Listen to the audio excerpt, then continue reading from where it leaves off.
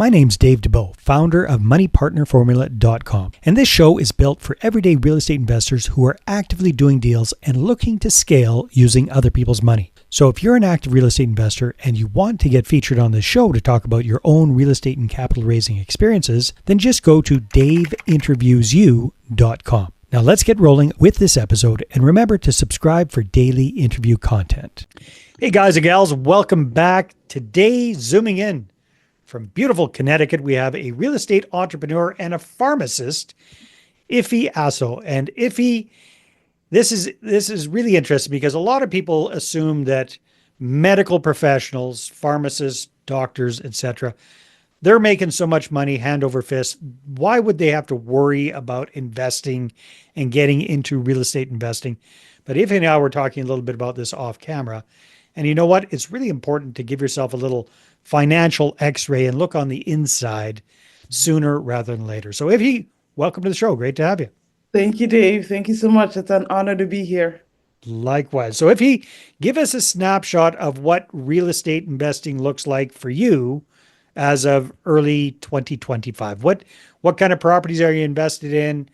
Are you an active investor or more of an LP? Mhm. If you're active, what role do you play? Just give us a snapshot of what you're doing. Sure. Right now, I work with a team. It's impossible to do that if you're not in, if you're working in commercial real estate.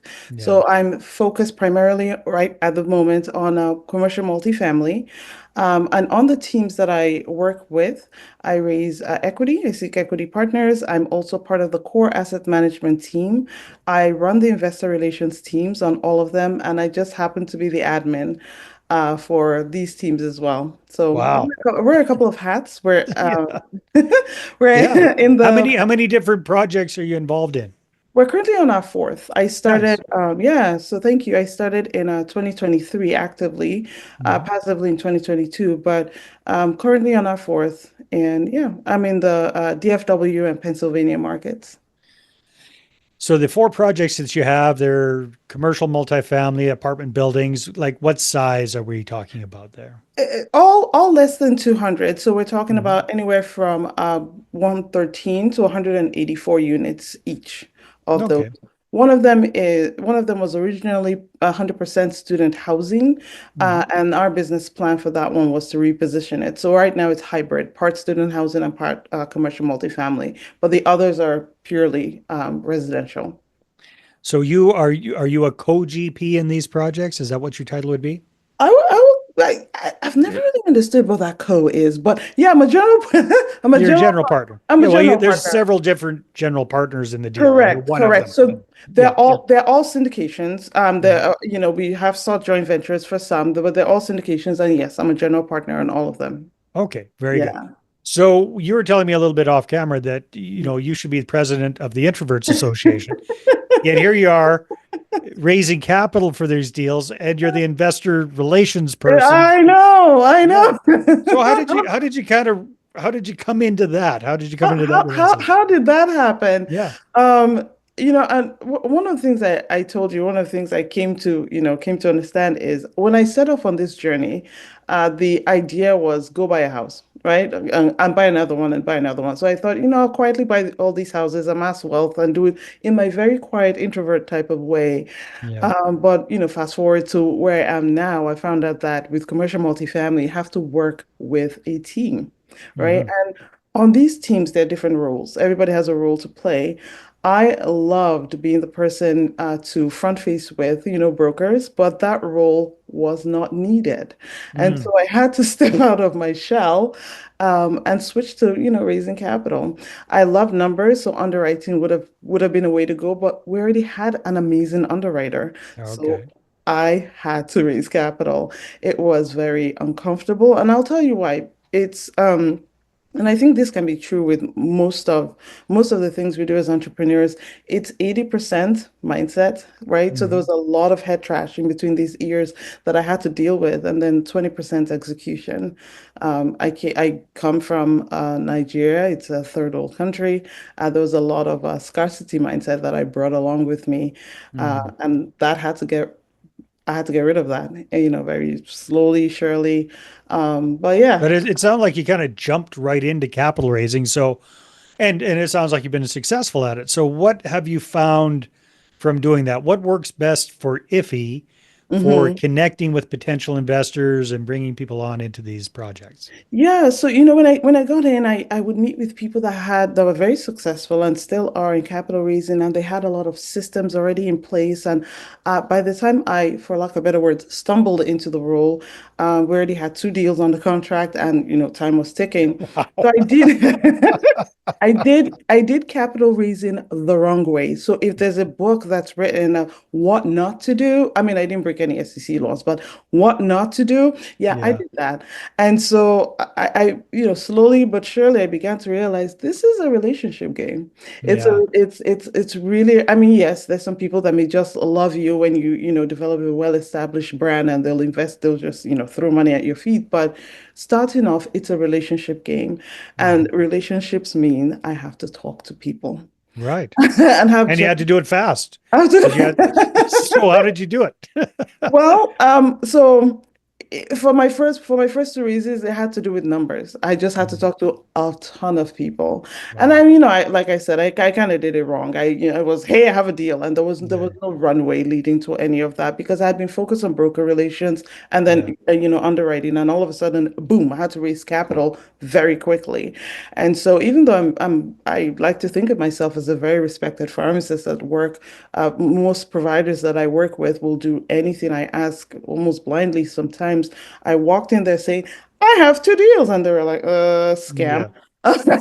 So I I'm remember laughing because I've been there, Iffy. I know yeah, exactly what you're talking about. Yeah. I had these two nurses, very dear friends. They were standing right there and they were whispering, um, do you think she's in a Ponzi scheme? Should we rescue her Is it from a it? network marketing thing or something? Yeah. Yeah. Yeah. MLM. And I Yeah. was like, guys, I'm right here and I can hear you. Um, so I knew I was doing it wrong. I knew I Yeah. was doing it wrong. It does require a bit of, sales strategy and at some So point. so from what you learned, how do you do it right now? So that was before. Now how have you tried? How have you modified? Well, for anyone that doesn't have one, if you can, I would say get a sales coach. That's one. Yeah. But how to do it right? Having organic conversations, not leading with, "Hey, I have a deal." Hmm. Qualifying people. Hmm. Everybody might be willing to put money down for something, but not everybody may want to put money down for fractional ownership in an apartment building, right? And you Yeah. have to be okay Or with that. qualify if you need accredited investors for that sort of thing as well, right? Correct. Yeah. Well, you could even have an accredited investor, and they may not want to, invest because Of all their course. Yeah. funds are, dictated by their family office, and Hmm. they'll just have this lovely conversation with you, but it'll go nowhere. So Yeah. qualify them by finding out, is this someone that is willing and able to even invest, period. Hmm. So having those types of conversations help. And then again, there's nothing that beats either in-person conversations or phone or text, not cold emails. I've not found that to be very Or cold calling. or cold calling. That's Yeah. I Yeah. don't know that that's very efficient. I think also leading with value is super important. If we think of all the things we've ever signed up for, Yeah. in some cases it's not because the person was saying, "Hey, come give me money. Hey, come give me money," but "Hey, see what this thing can do." And Hmm. so I changed the tune on my LinkedIn content to just throwing out just value, giving out value out there. Yeah, and it'll attract some people. It'll educate some, but So that link is LinkedIn a major vehicle for you for it capital is. raising? It Nice. is. Yeah. I think I used to be, and not to necessarily name drop, but I used to be, more on Instagram. I was one of those people that saw LinkedIn as a very boring platform for Hmm. either job seekers or, stuffy businessmen. But here I am on LinkedIn. Yeah, you don't seem like a stuffy businessman. That's for Yeah. sure. Here I am trying to, understand the algorithm, connect, Yeah. making genuine, even on LinkedIn, if you just throw things out there and you make no effort to make a genuine connection offline, Yeah. then what are you doing, Yeah. right? It's just content creation. And I think if you want to use it as a tool, it's very powerful. Yeah. Yeah. Hmm. What would be some tips that you would give to somebody who's in the space, Hmm. most people are on LinkedIn, but definitely are not using it effectively, definitely are not active on it. So if somebody's just been kind of putzing around on LinkedIn, Hmm. what would you give for like maybe the first tip or two for starting to leverage this and have genuine connections with people? See LinkedIn as your business card.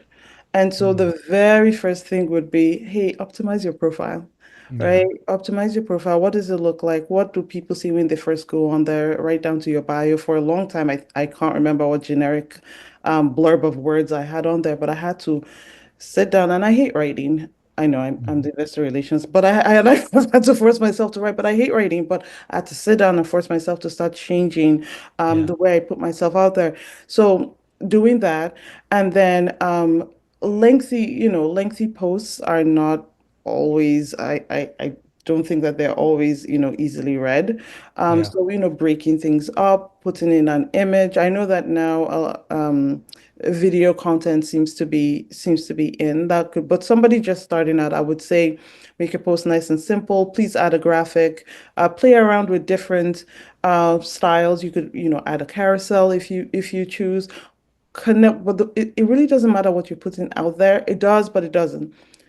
If you don't engage with other Yeah. people, right? If you don't engage with other content creators, what you're putting out there, the reach will be very limited. So engage with other people. If people engage with your content, be sure to, in a very timely manner, respond. I think that's been super helpful. So be polite, be nice, be polite. Yeah. Yeah, Everything our moms taught us. It's like apply exactly. that on LinkedIn. Exactly. Very nice. So Exactly. you've got 4 projects up and going and on the go. What are the goals for the next 12 months, Iffy? To do more. I'm not really focused on numbers. Early on in my journey, I was fascinated by the number of doors I need, my door Mm, count. And that's really less important right now. Things I'm looking to do would be, continuing to bulk up my knowledge. I don't want to mm, ever get to a point where I feel, ooh, I've arrived. And so I haven't had as much time as I would have liked to read books. And I've, lined up some books. I've already gotten them nice. to, increase my knowledge through there. And as I'm reading, I'm sharing. Another thing that's very important to me, we talk about generational wealth. Yeah. What does it mean? Does it mean just taking money and passing it on to my kids and for them to pass it on to their kids? No, the knowledge. So I'm looking forward to what my kids and I are going to do this summer.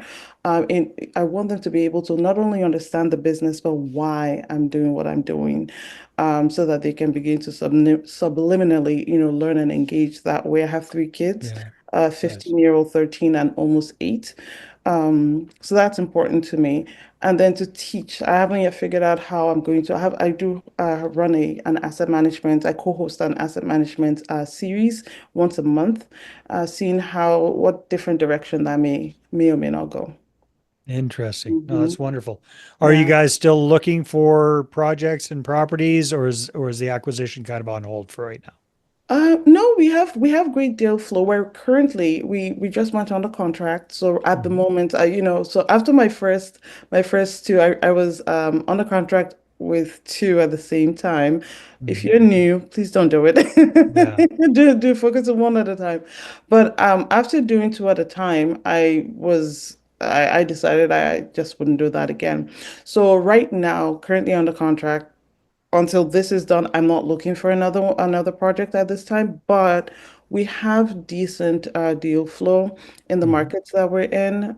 Can't complain. Always looking to expand, of course, to other markets, and I'm plugged into a few paid mentorships, and I have connections through there. Wonderful. Mhm. If people want to connect with you and find out more about what you're up to, where should they go? LinkedIn. My name is Ifyasoh is my last name. Yep, LinkedIn. Wonderful. And probably not too many of you on LinkedIn. No, I'm pretty sure there are not too many with that combination. That's wonderful. Well, Iffy, thanks so much for being on the show. It's been a lot of My fun and all the pleasure. best with your projects this year. Thank you so much. Thank you. All right, everybody, take care and we'll see you on the next.